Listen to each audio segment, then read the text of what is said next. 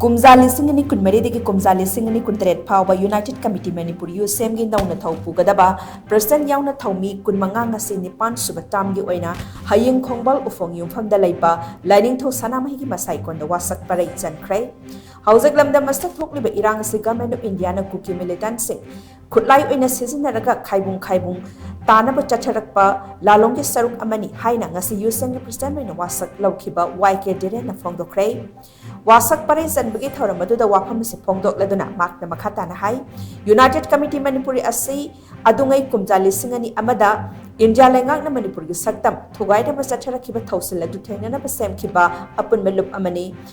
Adogumba Manipuri integrity Kai Bayaro Haiba Kolau Amagaloina Sangsila Kiba Khongpham Adunga Suhan Balade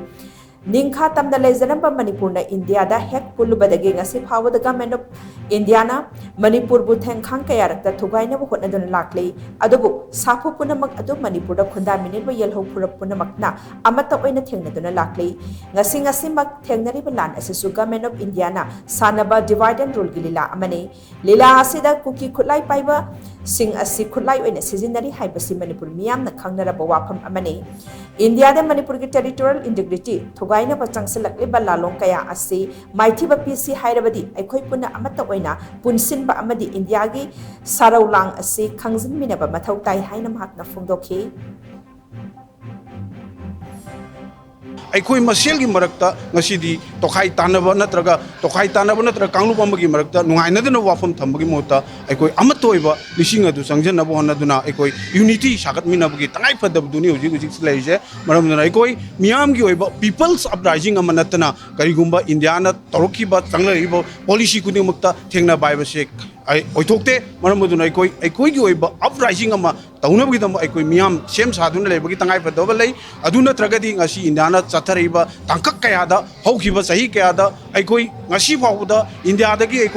I could Barat, the Pull Mers Toro Matunda, I could Pangaiba Punamakshe, I could Miamgi, Mumen Natana, Miamgi, uprising Natana, Kaigumam, Pangde, June. I think Jungi, Toktok to Sumiamgi, uprising Duna, Adum Indiagi, Mayola to Hongan Bangam Kibani, Tongantonganba, Equi Hojik Jangjali Shu, Miamgi, uprising Amanatana, Equidonweda, Equi India, the game, Makoina, Shamna, Irailina, Shingo, Pivamase, Hong Lakani Habasi Tazade, Maramurekoi, Masidi, Apunba, United Manipuri, Saganaba, Equipunda Todang Lomin Shai. Ngasidagi nauna thau pugadaba USM gi thaumising adudi YK Direna President Khuraizam Athaubana Vice President Santana Hakpamna Secretary General Depanjit Ningthauzamna Secretary Organizations Soraisam Rosen Secretary Finance Soibam Anil Secretary IPR IB Molna Secretary Women Affairs Nongmaitem Ziban Secretary Accounts Hais Sanoban External Affairs Secretary L Ratan Secretary HRD Huidrom Noren Maitena Secretary Resources Mobilization Tayenzam Inauna Secretary Legal Affairs and Human Rights Alan Puna Dangmain Secretary Community Affairs Nahakpam Prabhavati Secretary Documentation and Research Analysis NZ Iboyamena Youth Affairs Secretary K Asoban Secretary Office Affairs Maisnam Malem Nganbi Nongthombam Dorendra, Nongmaitem Iboton Amadi Okram, Bumesor Secretary District Affairs, Yangkom Krishnadasna, Assistant Secretary Organizations, Maibam Sanatomana Assistant Secretary Finance, S.I.S. Angotonna, Assistant Secretary IPR, Irungbam Ranibalana, Assistant Secretary Women Affairs, Amadi Othoina, Assistant Secretary External Affairs.